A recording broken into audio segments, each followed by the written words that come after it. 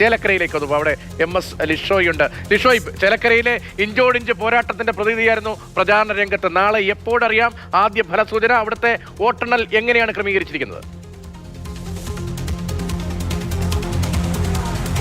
അതായത് പാലക്കാട് വലിയ വിവാദങ്ങളൊക്കെ ഉണ്ടായി, അതുമായി ബന്ധപ്പെട്ട ചർച്ചകളൊക്കെയാണ് നടന്നതെങ്കിൽ ചേലക്കരയെ സംബന്ധിച്ചിടത്തോളം ഇവിടെ വലിയ രാഷ്ട്രീയ പോരാട്ടം തന്നെയാണ്. രാഷ്ട്രീയവും വികസനവും വികസനമില്ലായ്മയും എല്ലാം തന്നെ ഇവിടെ ചർച്ച ചെയ്തു.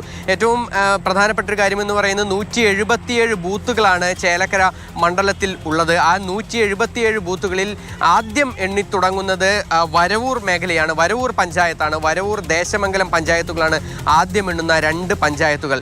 ഈ സ്ഥലം നോക്കുകയാണെങ്കിൽ വരവൂർ ദേശമംഗലം പഞ്ചായത്തുകൾ എന്ന് പറയുന്നത് CPM-ന്റെ വളരെയേറെ പ്രാധാന്യമുള്ള അല്ലെങ്കിൽ ഏറ്റവും ഉറച്ച പ്രദേശങ്ങൾ എന്ന് പറയാൻ സാധിക്കും. UR പ്രദീപിൻ്റെ ജന്മസ്ഥലം കൂടിയാണ്.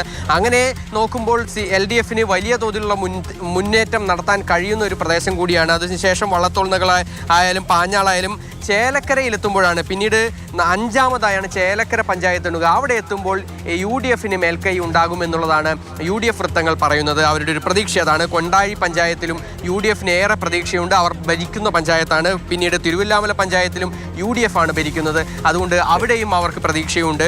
മുള്ളൂർക്കരയിലെത്തുമ്പോൾ LDF ആണ് ഭരിക്കുന്നത്. പക്ഷേ എങ്കിൽ പോലും അവിടെയിൽ ഒരു മുന്നേറ്റം ഉണ്ടാക്കാൻ കഴിയുമെന്നുള്ളതാണ് അവരുടെ ഒരു പ്രതീക്ഷ. പഴയന്നൂരിലും LDF-ന്റെ ഭൂരിപക്ഷം മറികടക്കാനായി കഴിയുന്ന തക്കത്തിലുള്ള ഒരു മുന്നേറ്റം കിഴിക്കലും കണക്ക് പറച്ചിലുമാണ്. ഒരു രാത്രി ഇനി അത് കഴിയണം. ഈ രാത്രി കഴിയാനാണ് പ്രയാസം.